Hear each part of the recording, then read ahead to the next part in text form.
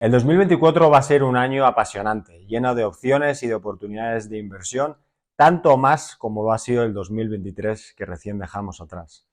Y digo que el 2023 fue un año muy interesante porque la realidad es que sucedieron muchísimas cosas a lo largo del año, algunas nos hemos olvidado ya y otras pensábamos que iban a suceder pero no terminaron de pasar.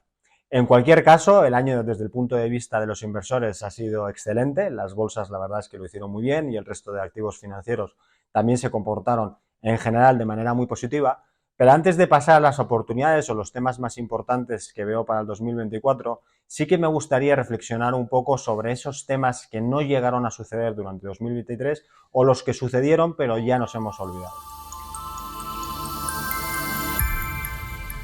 Desde el punto de vista de lo que no llegó a suceder, hay que destacar el tema de la recesión global, que no ha habido una recesión global a nivel mundial, aunque algunos países sí que hayan estado algunos trimestres en recesión técnica. Esta era una preocupación que ya teníamos heredadas desde el año 2022 y que durante gran parte del 2023 era la amenaza latente que preocupaba a todos los inversores. Tampoco fue el año de la crisis bancaria al estilo de 2009.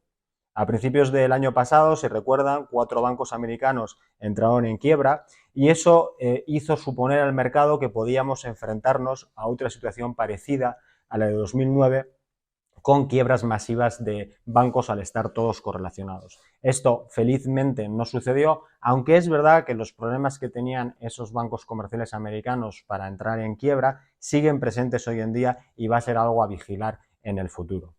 Tampoco fue el año de la gran crisis del real estate. Este punto quizás es el más controvertido porque efectivamente en función de la zona geográfica o de los casos particulares sí que ha habido algunos momentos o algunas zonas en las que el real estate se ha depreciado mucho, pero se esperaba una caída global muchísimo mayor teniendo en cuenta el repunte de las tasas hipotecarias en todo el mundo. Quizás el cambio de dinámica hipotecaria y sobre todo el cambio de dinámicas demográficas ha influido decisivamente en que esto no haya sucedido. Tampoco fue el año de la gran crisis energética europea. Se habló mucho de ello debido a todas las malas decisiones que ha tomado la Unión Europea en las últimas décadas acerca de la producción propia de energía, derivándola mucho en terceros, sobre todo en Rusia, y se estimaba o se esperaba que pudiera haber algún tipo de invierno energético en Europa que al final no ha sucedido. En mi opinión, ha sido más bien un milagro y no tanto gracias a las malas decisiones de la Unión Europea. Y por último, y como es obvio, tampoco ha sido el año de las grandes caídas en bolsas, que también se esperaba desde el inicio y que muchos inversores temíamos. Por el lado de los temas que han sucedido pero que han sido olvidados, ignorados o pasados por el mercado, tenemos obviamente la guerra de Ucrania. Vamos para el tercer año de guerra en Ucrania y prácticamente ya casi nadie habla de ello. Tenemos también el conflicto israelí que está empezando a ser una especie de Ucrania 2.0 y está pasando por las mismas dinámicas de atención y olvido que le pasó a la guerra de Ucrania. Tenemos, por supuesto, el aumento exponencial de la deuda en todo el mundo. El año pasado copó muchos digamos, todos los titulares, la deuda en Estados Unidos que llegó a los 30 billones de dólares, con varias veces en las que tuvieron que aumentar el techo de la deuda. Recuerden que en la administración Obama el nivel de deuda, de deuda pública americana estaba sobre los 10-11 billones de dólares. Hoy en día tenemos el triple y parece que a nadie le importa demasiado. Eso a pesar de que también tuvimos un downgrade por parte de Fitch durante 2023 de la deuda americana. No sé si ustedes recordarán algo que se llamaban NFTs y metaverso. Esto también ha pasado totalmente al olvido. Durante el 2022 fue uno de los grandes hits, uno de los grandes temas, y en 2023 ha quedado totalmente eclipsado por otras innovaciones, especialmente la inteligencia artificial. Tampoco se habla demasiado del oro, que está en máximos históricos, ha rozado esa barrera en varias ocasiones a lo largo de 2023 y debería llamar la atención al menos que los mercados o los activos de riesgo estén subiendo con tanta fuerza, mientras que un activo considerado tradicionalmente como refugio, como es el oro, esté al mismo tiempo en máximos. No parece que las dos cosas a la vez puedan mantenerse durante demasiado tiempo.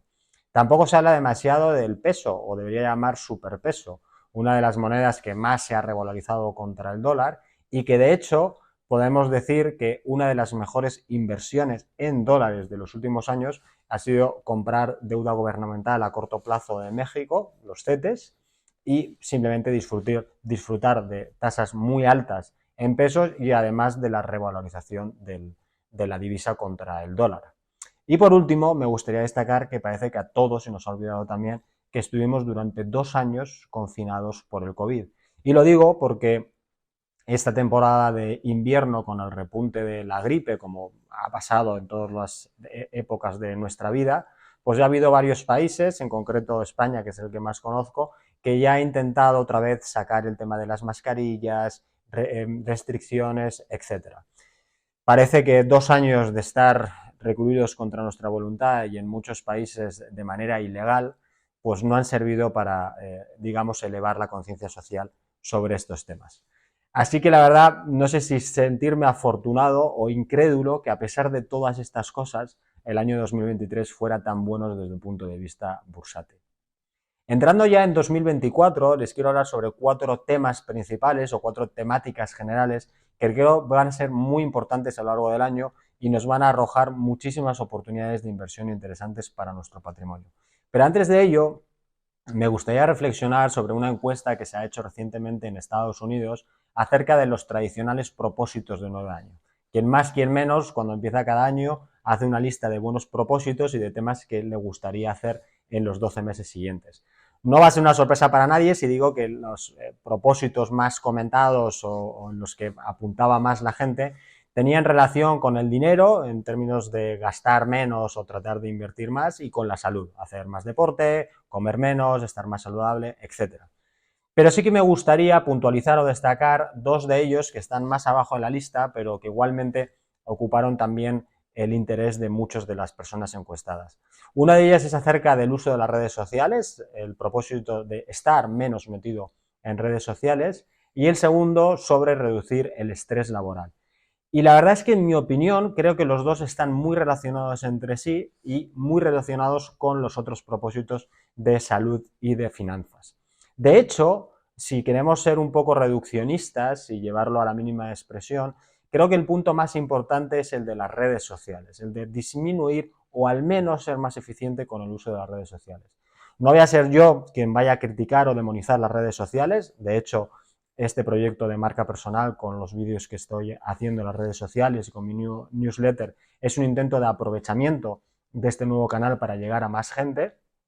pero sí que creo que como en todo, en la dosis está el veneno. Creo que hay, sobre todo en personas jóvenes, en adolescentes, un uso masivo de redes sociales que dan también una imagen irreal de la realidad, con cuerpos que no se corresponden con la realidad, de ahí los problemas de índole de salud, con estilos de vida que en muchos casos tampoco se corresponden con la realidad, de ahí la conexión con la parte del dinero, y que además está influyendo mucho en el nivel educativo de nuestros jóvenes. Si uno ve las notas del informe PISA en matemáticas, escritura y ciencia, verá que están reduciéndose de manera importante en los últimos 20 años. Y creo que no es casualidad que sea hace 20 años cuando nació el iPhone y que esta tendencia a la baja se ha ido acelerando en los últimos años con la proliferación de las redes sociales. Entonces, creo que un uso más inteligente de estas redes sociales, que son maravillosas y nos ayudan a todos, creo que redundará muchísimo en nuestra salud mental, física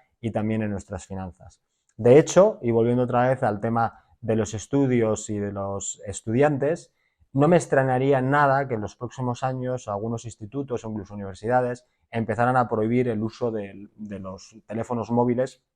en los centros. Yo, de hecho,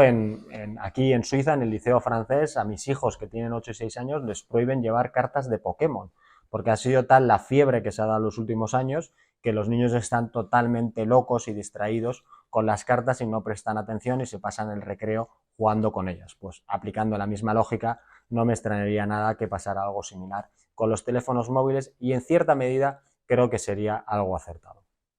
Vamos a pasar ya a lo que realmente nos importa, a lo que nos interesa, que son las grandes temáticas para este 2024. La primera que quiero destacar es que va a ser un año de elecciones. Más de 2 billones de personas de 50 países diferentes se van a enfrentar a elecciones a lo largo de 2024. Va a ser un año repleto, casi cada mes vamos a tener una elección, en la que destacan las de Taiwán, que ha sido ahora en enero. De hecho, ha sido una elección en la que el partido en el gobierno ha continuado, ha sido reelegido. Eso son malas noticias para el presidente chino Xi Jinping, que tiene la promesa de volver a anexionar Taiwán a la madre patria. De hecho, es uno de los grandes problemas geopolíticos que tenemos y uno de los grandes riesgos para 2024, que se enquiste este problema e incluso se aumente. Hay también elecciones en el Parlamento Europeo, hay elecciones en México, hay elecciones en Rusia, hay elecciones en la propia Ucrania y también en Venezuela. Por supuesto, también en la India, que va a ser las elecciones más grandes del año y probablemente más grandes de la historia, con más de 900 millones de personas llamadas a las urnas, pues sucederá a lo largo de abril-mayo. Sin duda alguna, las más importantes por todas las implicaciones que tiene a nivel mundial van a ser las elecciones en Estados Unidos a finales de noviembre. De hecho, ya ha comenzado el año con la carrera preelectoral. Parece que por el lado republicano Donald Trump va a ser elegido con bastante ventaja sobre el resto, y por el lado demócrata tendremos de nuevo a Joe Biden, con lo cual vamos a reeditar el duelo del año 2020. Es muy interesante estas elecciones porque, a pesar de que en términos bursátiles el año electoral suele ser un año bueno para las bolsas, de hecho, si cogemos todo el ciclo electoral de 4 años, el mejor año para las bolsas históricamente suele ser el tercer año y el segundo mejor es el cuarto. Este año, sin embargo, se dan algunas particularidades que pueden hacernos pensar que no esté tan claro que esta corriente histórica se vaya a repetir. La primera y más importante es que los dos candidatos tienen unos índices de popularidad muy bajos, históricamente bajos, y que además los dos se enfrentan a serios problemas judiciales. Entonces, la importancia que está teniendo, o la relevancia y el caso que se está dando al candidato independiente o a los candidatos independientes que se pueden presentar, nunca había sido tan elevada. Así que, a medida que vaya pasando el año y en función de cómo vayan evolucionando todos estos problemas de índole judicial y quién va a ser el candidato y quién no, pues todo esto va a afectar enormemente a lo que pase en las bolsas y lo que pase en la economía americana. No tenemos que olvidar que todas estas elecciones que estamos viendo a nivel mundial suceden en un entorno relativamente tranquilo en cuanto a ratings crediticios. No hay demasiados países que estén en una situación problemática. Hay que destacar que son muy importantes que tanto China como Estados Unidos están en la lista de un posible downgrade, de una posible bajada de calidad crediticia por parte de las principales agencias, pero el resto estaría en una situación más estable. Lo que sucede es que estamos en un momento de alto nivel de deuda, de altos niveles de tasas de interés y de baja capacidad de crecimiento. ¿Quiénes tienen estos problemas? Pues precisamente todos los países occidentales y todos los países del mundo. Con lo cual, a nada que se descarrile algo económicamente o que alguna elección no vaya por los derroteros que podríamos esperar, sí que podría afectar en gran medida a esta estabilidad crediticia de la que estamos disfrutando. Con lo cual, mucho ojo a todas las elecciones y en especial a las de noviembre con los candidatos americanos.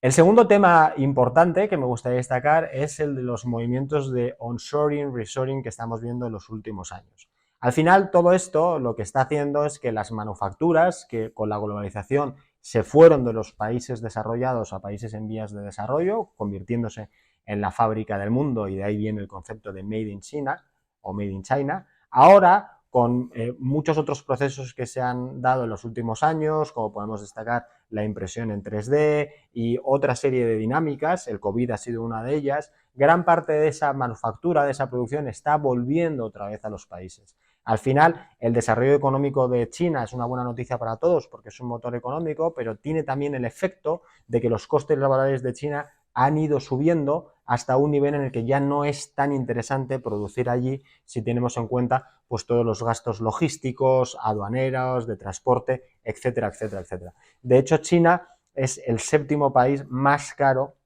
en términos de coste laboral del mundo, y hay otros países como pueden ser México, Vietnam, Tailandia, que le están tomando el testigo como fábricas del mundo al tener costes laborales muchísimo más bajos. Esto va a tener un efecto importantísimo en Estados Unidos, y ya lo hemos visto en los últimos años como su mayor socio comercial ha dejado de ser China para empezar a ser México como primer socio comercial y segundo Canadá. Recordemos que hay un acuerdo comercial entre los tres que se revalidó de hecho con Donald Trump y eso va a hacer que en los próximos años pues, se fortalezca todavía más la relación entre los tres países. Los cambios en cuanto a las dinámicas mundiales están por descubrir, pero tenemos que tener en cuenta que la relación entre Estados Unidos y China, a pesar que sea una relación de amor-odio, a nivel comercial hasta ahora ha sido muy fuerte. De hecho, las balanzas comerciales y por cuenta corriente de uno y otro país son totalmente simétricas, porque uno era la fábrica del otro y al final los productos finales que se terminaban de ensamblar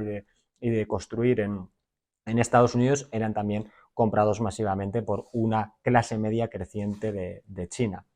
En cuanto a los efectos de sus socios naturales, como son México y Canadá, en México ya estamos viendo la situación, ya hemos comentado la fortaleza enorme del superpeso, que se explica en parte por todas estas manufacturas que han vuelto al norte del país y que una vez que están instaladas es difícil que se vayan y son muchísimos millones de dólares que están entrando y fortaleciendo la divisa, y veremos hasta dónde llega porque las dinámicas demográficas de México son bastante favorables en términos de que tiene una población muy joven y tiene una mano de obra bastante barata.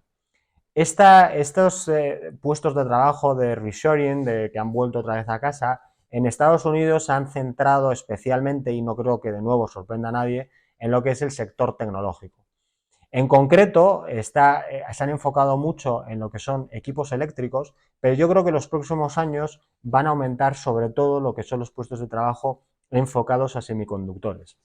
Al final vivimos en la era de la información y en la era de la interconectividad, en la que prácticamente todos los aparatos que utilizamos en el día a día tienen algún tipo de microchip. De hecho, durante el COVID, a pesar de que la demanda cayó porque es normal, estábamos todos encerrados, gran parte de esa caída excedentaria de demanda vino por una falta de chips, ya que había problemas en China con el tema de la cadena de suministros y no se llegan a producir todos los que necesitamos. Estados Unidos ha sido bastante lista y bastante rápida y ya ha aprobado más de 900 billones de dólares en planes enfocados a la construcción y mejora de la producción de semiconductores. A día de hoy, solo el 12% de los semiconductores mundiales se producen en Estados Unidos versus el 72% que se hacen en China. Con lo cual creo que vamos a ver bastantes noticias al respecto sobre este sector y creo que es una oportunidad de inversión muy interesante para todos nosotros. El tercer tema va a ser acerca de dos grandes tendencias o megatendencias como son la ciberseguridad y la biotecnología. Es curioso cómo estas dos megatendencias, que para mí son realmente importantes, han pasado un poco bajo el radar durante el año 2023. La ciberseguridad como conjunto no ha tenido mal año, ha subido en torno al 30%, que es más o menos lo que puede subir el Nasdaq equiponderado, es decir, si quitamos el gran peso de las 7 grandes que lo han hecho excepcionalmente bien y las ponderamos con el mismo peso que el resto, pues el Nasdaq 100 ha tenido una rentabilidad en torno al 30%, que sería parecido a lo que ha obtenido la ciberseguridad. Sin embargo, yo creo que tiene todas las razones del mundo para haberlo hecho muchísimo mejor y creo que en los próximos años lo hará muchísimo mejor. Las expectativas de ciberataques son cada vez mayores y cada vez tienen un coste más alto. Piensen que las dinámicas, por ejemplo, del home office está haciendo que cada vez más personas estén trabajando de manera remoto y en entornos tecnológicos más débiles de los que tienen en su oficina.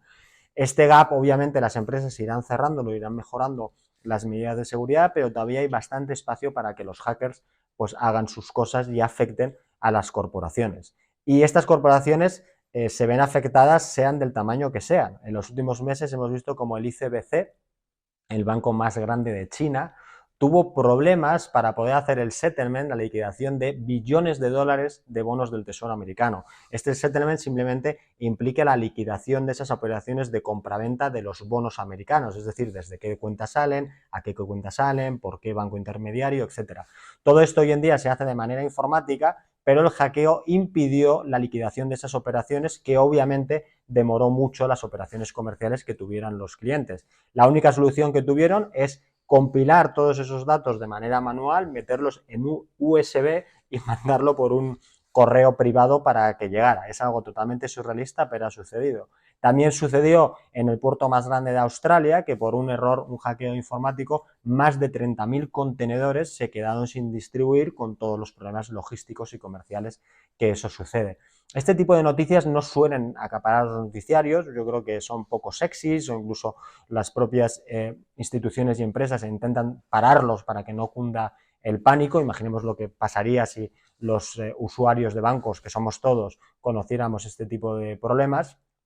pero creo que cada vez van a ir a más y se van a ir acumulando. No quiero dar una imagen pesimista de esto, sino todo lo contrario. Creo que va a haber una gran oportunidad de inversión en las empresas enfocadas en ciberseguridad para que vayan atajando estos problemas y con eso pues vayan atrayendo más capital para sus inversiones y para su investigación.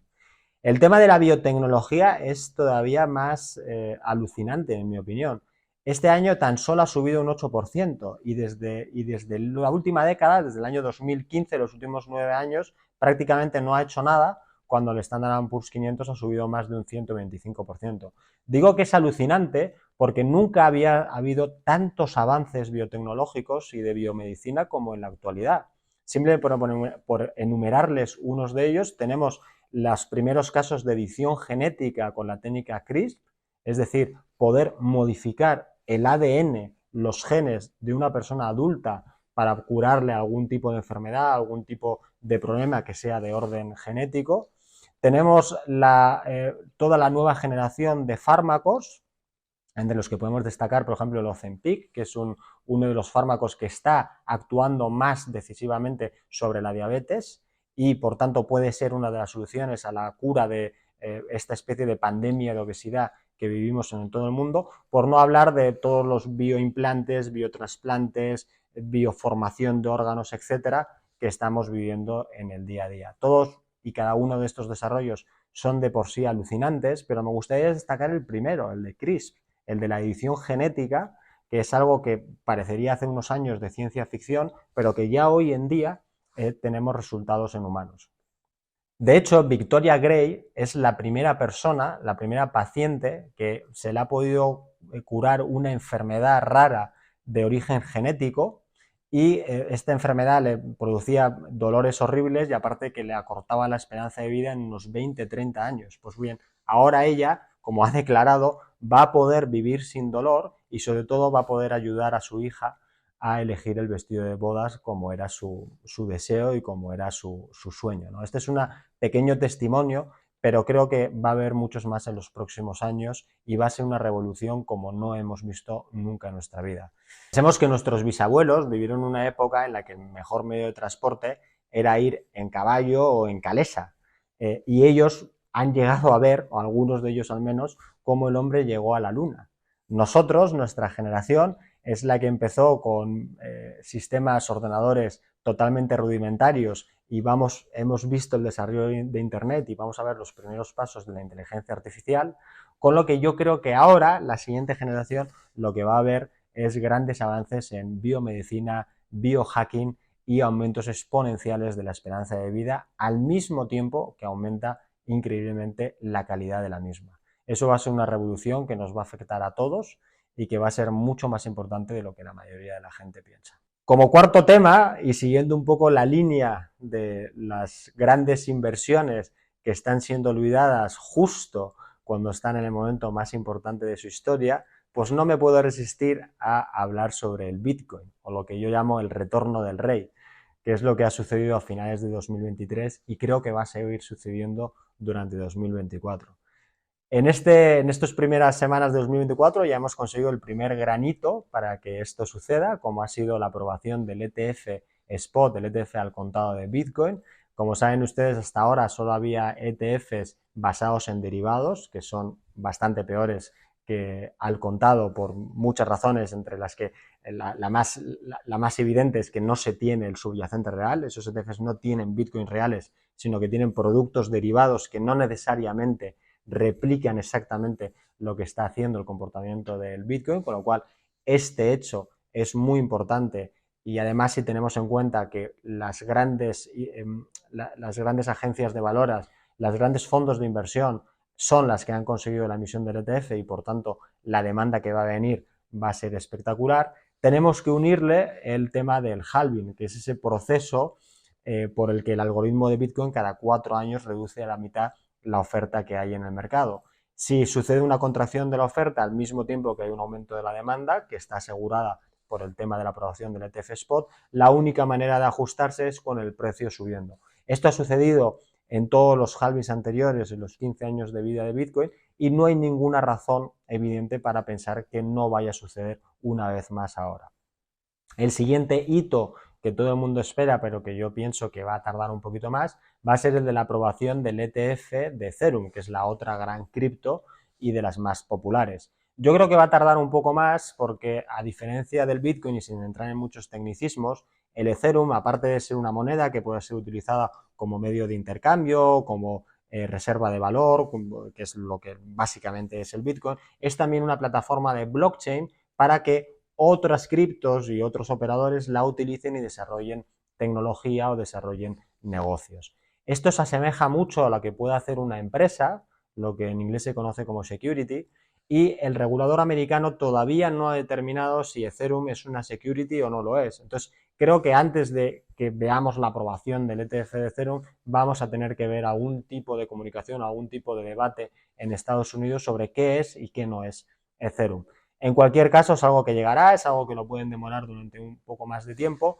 pero yo creo que a lo largo de 2024 lo veremos, y una vez que tengamos aprobados estos dos ETFs, que digamos son los principales, pues a partir de ahí el cielo está abierto y se empezarán a suceder ETFs del resto de monedas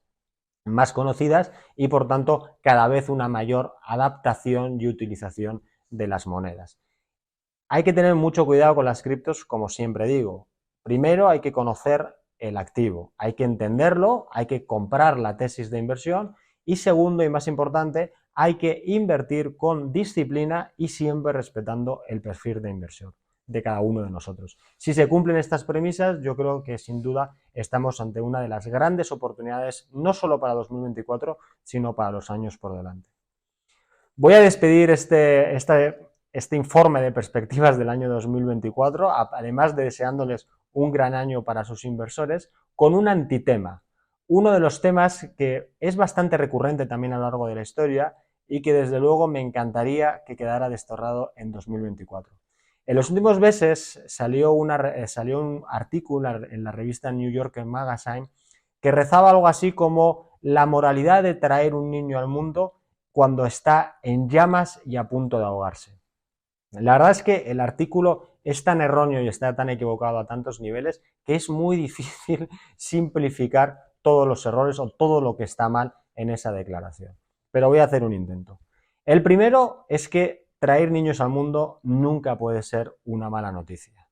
En España decimos que los niños vienen con un pan debajo del brazo, en el sentido que por muchas complicaciones que tengas, un niño siempre te trae algo positivo, y creo que todos los que somos padres pensamos lo mismo. No hay mejor momento del día que cuando llegas a casa después de trabajar y tus hijos te reciben con los brazos abiertos y te dan un beso. Es el mejor antiestrés, es el mejor motivador, es la mayor fuerza motora de tu vida. Todos los padres queremos dejar un mundo mejor y un futuro más esperanzador a los hijos, con lo cual no me entra en la cabeza que alguien piense que traer niños al mundo es una mala noticia. Segundo, no traer niños al mundo por el tema medioambiental, que es, digamos, la excusa moderna para este culto antinatalidad que hemos vivido durante mucho tiempo, es también un sinsentido. Ya desde las épocas de Malthus sabemos que todas estas predicciones catastrofistas acerca de la población mundial están equivocadas. El famoso clérigo ya en el año 1800 decía que si la población llegaba a más de 1.000 millones, que era más o menos lo que estaba en aquel momento, pues el resultado sería que se consumirían todos los recursos naturales del mundo y que se necesitaría pues una gran guerra, una gran hambruna para que la población se redujera drásticamente, un 70 o un 80%, y pudiera sobrevivir. Bueno, hoy en día, en el año 2024, somos más de 8.000 millones de personas, y no solamente consumimos más recursos, sino que en proporción consumimos muchísimos menos gracias a los avances tecnológicos. Y todos los estudios indican que no hay un margen muy claro o un límite muy claro al número máximo de personas que va a haber en el mundo, y lo que sí que está claro es que cada vez somos más eficientes en el uso de los recursos. De hecho, el petróleo es una clara muestra que todo el mundo pensaba que se iba a acabar, y lo más probable es que nunca terminemos de extraer la última gota de petróleo del mundo. Y por último, pensar que el mundo se está ahogando y está en llamas es absolutamente equivocado. Yo no me cansaré de repetir que no hay mejor momento de la humanidad para haber nacido que hoy. Cualquier emperador, cualquier faraón, cualquier rey de la Edad Media se cambiaría por cualquier persona de clase media de la actualidad. Para empezar, no tenían calefacción, no tenían agua corriente, tenían unas condiciones de vida horribles, tenían una esperanza de vida horribles. No quiero ni hablar de las posibilidades de transporte, comunicación y ocio que teníamos entonces, etcétera, etcétera, etcétera. El mundo cada vez mejora a pasos agigantados y acelerándose, y no hay nada mejor que traer más gente al mundo, más ingenio humano que pueda solucionar todos los problemas que tengamos por delante. Así que no, olvidemos este culto por fin en este 2024 y traigamos más hijos al mundo, que es lo que se necesita. Me despido con una frase del gran John Maynard Keynes que me gusta mucho y que creo que viene muy al pelo cuando se hablan de perspectivas para los años siguientes. Es mejor tener más o menos razón que estar totalmente equivocado. Espero que hayan disfrutado de este vídeo y nos vemos dentro de poco.